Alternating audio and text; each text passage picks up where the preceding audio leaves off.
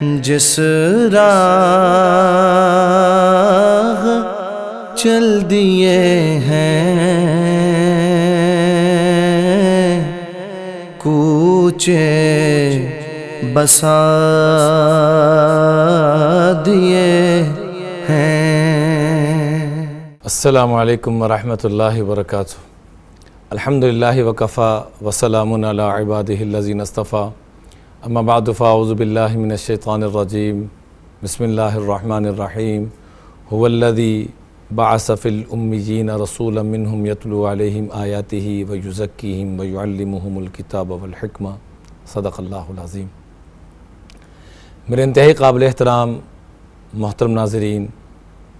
آقا کریم علیہ السلام کے حکیمانہ فیصلے، عدل پہ مبنی فیصلے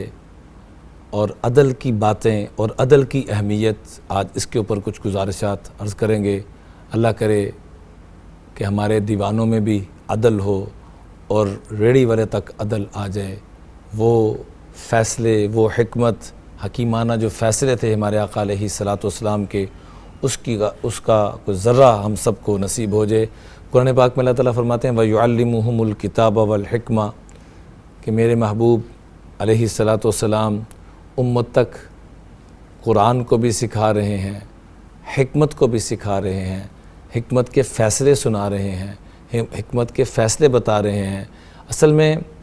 پچھلی امتوں کے اندر بھی جو تباہی اور بربادی ہوئی، آقا کریم علیہ السلام اس کو یوں بیان فرما رہے ہیں انما ہلک الذین قبلکم، تم سے پہلے جو لوگ ہلاک ہوئے اس کی ایک بنیادی وجہ یہ بھی تھی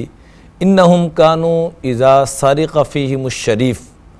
جب کوئی شریف عزت دار انسان چوری کرتا، کوئی گھپلا کرتا، کوئی ظلم زیادتی کرتا، ترکوہ، اس کو ترک کر دیا جاتا، چھوڑ دیا جاتا، سفارش کی بنیاد پر، پیسے کی بنیاد پر۔ وَإِذَا سَرِقَ فِيهِمُ الضَّعِيفُ، اور وہی غلطی، وہی چوری، وہی معاملہ کوئی اگر ضعیف یا کمزور کرتا، اقاموا علیہ الحد، تو اس پر حد کو قائم کر دیا جاتا، اس پر حدود لگائی جاتی اور اس کو سخت سے سخت سزائیں دی جاتی۔ آپ نے فرمایا پچھلی امتوں کی تباہی اور بربادی کی بنیاد یہاں سے شروع ہوئی۔ میری امت کے اندر جب تک یہ معاملہ نہیں آئے گا تو یہ تباہی اور بربادی سے بچے رہیں گے۔ اس لیے قربان جائیں سیدنا عمر بن خطاب رضی اللہ تعالیٰ عنہ پر کہ انہوں نے اس چیز کو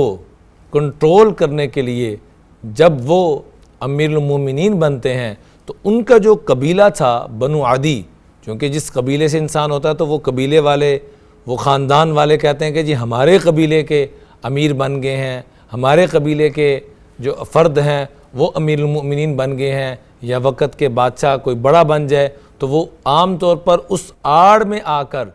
ظلم و زیادتی کا بازار گرم ہو جاتا ہے اور عدل و انصاف کا خاتمہ ہونا شروع ہو جاتا ہے۔ تو سیدنا عمر فاروق رضی اللہ تعالیٰ عنہ نے آقا کریم علیہ السلام کے ان حکیمانہ فیصلہ کو دیکھ کر یہ اعلان فرمایا باقاعدہ کہ جو بنو عدی کا شخص ظلم و زیادتی کوئی غلطی کرے گا تو عام لوگوں کو اگر ایک سزا ملے گی تو اس کو 2 سزائیں ملے گی، ڈبل سزا ملے گی، عام لوگوں کو سنگل، ان کو ڈبل، ایک میرے خاندان کی نسبت سے اور ایک جو غلطی کی ہے۔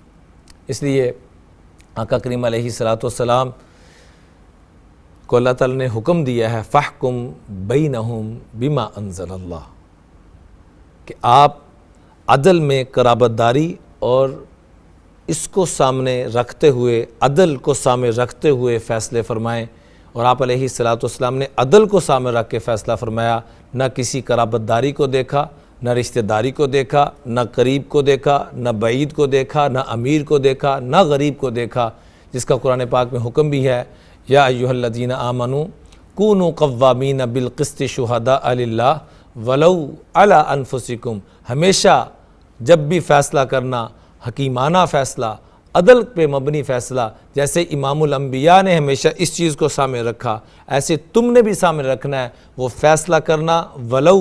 علی انفسکم، چاہے وہ تمہارے نفس کے خلاف جائے، اول والدین، چاہے تمہارے والدین کے خلاف جائے، اول اقربین، چاہے تمہارے قریبی رشتہ داروں کے خلاف جائے، چاہے تمہارے قریبی دوست کے خلاف جائے، ان یکن غنیا او فقیرا فاللہ اولا بہما، چاہے کوئی غنی ہے چاہے کوئی فقیر ہے، کسی حال میں بھی کسی کی طرف تمہارا دل مائل نہیں ہونا چاہیے کہ اس کو یہ چھوٹ دے دینی ہے، یہ بڑا امیر ہے یہ غریب، نہ اللہ کہتے ہیں فاللہ اولا بہما، ہر موقع پہ اللہ زیادہ حقدار ہے کہ اللہ کے نظام کو دیکھا جائے۔ فاحکم بینہم بالعدل، عدل کے ساتھ، جیسے امام الانبیاء احمد مجتبیٰ حضرت محمد مصطفیٰ صلی اللہ علیہ وسلم نے ہمیشہ عدل کے فیصلے فرمائے، ہمیشہ امت کو جوڑنے کی کوشش کی۔ حجر اسود کی تنصیب کی باری آتی ہے تو یہاں تک معاملہ ہو گیا کہ قتل و غارت تک معاملہ نظر آ رہا ہے، اور آپ علیہ السلام نے ایسا حکیمانہ فیصلہ فرمایا سبحان اللہ کہ سب کے دلوں کو جوڑ دیا۔ فرمایا حجر اسود وہ رکھے گا جو صبح حرم شریف میں سب سے پہلے آئے گا، تو امام الانبیاء سب سے پہلے تشریف لاتے ہیں، تو اب حق تو یہ بنتا تھا کہ یہ حجر اسود اٹھائیں اور اس کو نصب فرما دیں۔ آپ نے اپنا حق چھوڑتے ہوئے ایک اپنی یا ایہا المزمل یا ایہا المدثر والی مبارک چادر نکالتے ہیں اور اس کو بچھاتے ہیں، فرمایا اس پہ حجر اسود رکھا جائے، اور جتنے سردار وہاں موجود ہیں سب کو آپ نے فرمایا سب تشریف لائیں اور اس چادر کو اٹھائیں، تو گویا کہ سب نے اکٹھے مل کر حجر اسود کو نصب کیا۔ تو آپ کے اس حکیمانہ فیصلے سے سب کے دلوں کو جوڑنے کا کہ معاملہ قتل و غارت پہ پہنچ چکا ہے، اور آپ کے اس مبارک حکیمانہ فیصلے کے اوپر اللہ تعالیٰ نے سب کے دلوں کو جوڑ دیا، اور آپ علیہ السلام کا یہ مبارک عمل رہتی دنیا تک ہمارے لیے مثال اور نمونہ بنے گا کہ کیسے امت کو جوڑا جاتا ہے۔ اللہ تعالیٰ قرآن پاک میں فرماتے ہیں فَلَا وَرَبِّكَ لَا يُؤْمِنُونَ حَتَّى يُحَكِّمُوكَ فِي مَا شَجَرَ بَيْنَهُمْ، اے ایمان والو، سبحان اللہ، ایسا خوبصورت انداز پورے قرآن پاک میں آپ کو ایسی قسم نظر نہیں آئے گی، ایسی خوبصورت قسم، ایسا خوبصورت انداز، فَلَا وَرَبِّكَ، اے میرے محبوب آپ کے رب کی قسم، ذرا انداز دیکھیے، اے میرے محبوب آپ کے رب کی قسم،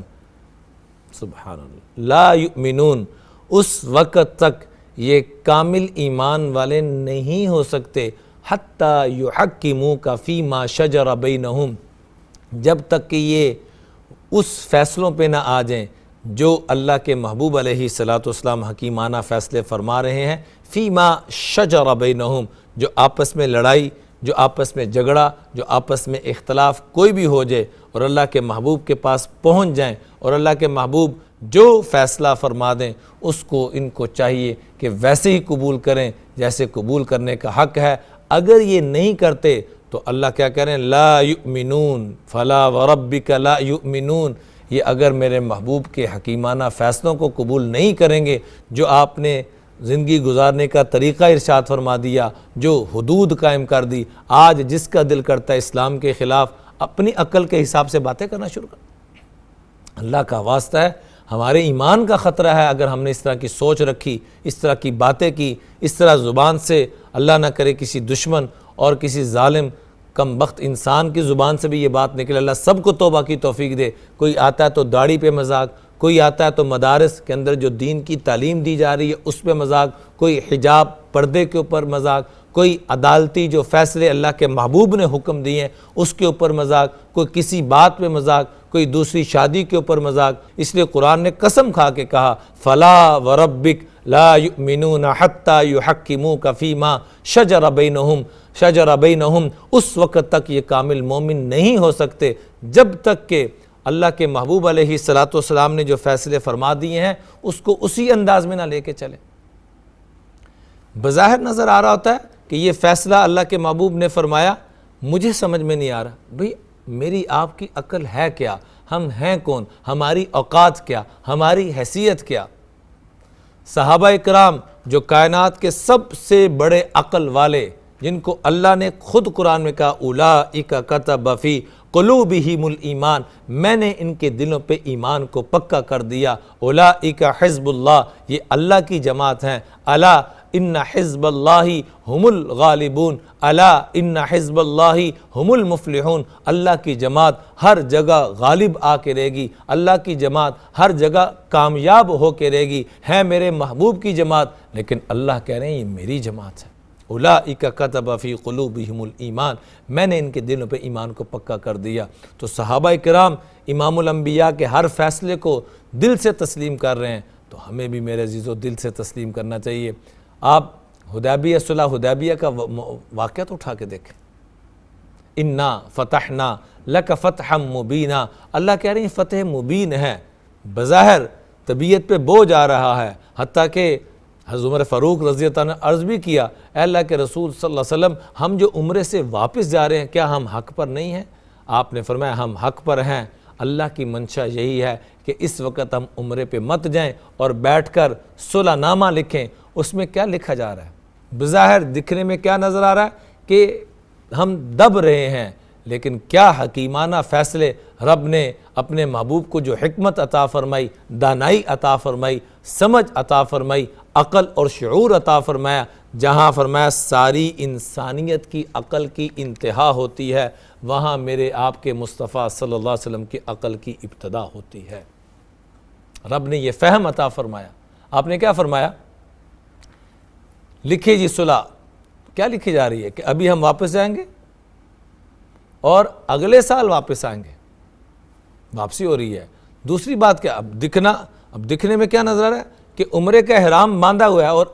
عمرہ کیے بغیر اللہ کے محبوب علیہ الصلوۃ والسلام کیسا فیصلہ فرما رہے ہیں کہ بھی احرام کھول دیا جائے، اور سب سے پہلے اپنے سر مبارک سے بالوں کو اتارا جا رہا ہے کہ تاکہ صحابہ عملاً دیکھ کر کہ اللہ کے محبوب نے جو فیصلہ کیا ہے یہ واقعی فیصلہ آ چکا ہے، اللہ کی طرف سے حکم آ چکا ہے، تو اس کو عملاً پیش کرتے ہوئے پہلے اپنا احرام کھولا کہ ہم نے واپسی جانا ہے، نہیں کریں گے عمرہ،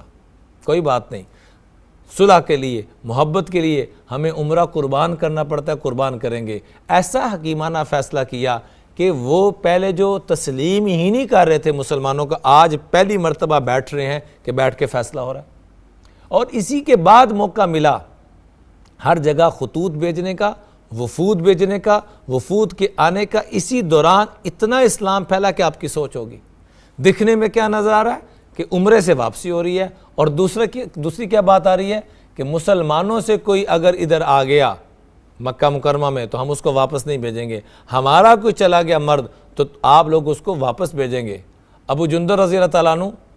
بڑا مشہور واقعہ ہے، وہ گئے، مسلمان ہوئے، آپ نے فرمایا چونکہ معاہدے میں طے ہوا تو آپ واپس جائیں گے، مدینہ منورہ نہیں روکیں گے۔ آپ علیہ السلام کا یہ حکیمانہ فیصلہ، اس کی برکت سے اللہ نے وہ رحمتوں برکتوں کے در کھلے کہ فتح مکہ تک کا معاملہ چل گیا، اور مختلف ملکوں کے اندر وفود کا معاملہ چلا گیا۔ اس لیے آپ علیہ السلام کے ہر فیصلے کے اندر وہ حکمت اور وہ برکت ہے۔ اللہ ہمیں بھی عدل اور حکمت کی بنیاد پر فیصلے کرنے کی ہمارے ججز کو، ہمارے عدلیہ کو توفیق عطا فرمائے۔ فرمایا جو آدمی ایک وقت کا عدل کرتا ہے، ایک لمحے کا عدل کرتا ہے، اور دوسرا آدمی عام عابد 60 سال 70 سال عبادت کرتا ہے، تو اللہ تعالیٰ اس عدل کرنے والے کو، حکیمانہ فیصلے کرنے والے کو اس 70 سال کی عبادت سے زیادہ ثواب عطا فرماتے ہیں۔ اور کل قیامت کے دن اللہ تعالیٰ کی بارگاہ میں جہاں بڑے بڑے لوگوں کو رب کے عرش کے سائے کے نیچے جگہ ملے گی، وہاں سب سے پہلا پتہ کس کو بلایا جائے گا؟ جو حکیمانہ فیصلے، جو امام الانبیاء صلی اللہ علیہ وسلم کی مبارک زندگی حیات طیبہ سے سیکھ کر عدل کے فیصلے کرتا ہوگا، اس کو وہاں بلایا جائے گا۔ اللہ سے دعا ہے کہ اللہ تعالیٰ ہم سب کو عدل والی اور حکمتوں والی زندگی آقا علیہ السلام کی مبارک زندگی سے سیکھ کر اس کو دوسروں تک پہنچانے کی توفیق عطا فرمائے۔ وآخر دعوانا الحمدللہ رب العالمین۔ جس راہ چل دیے ہیں کوچے بسا دیے ہیں،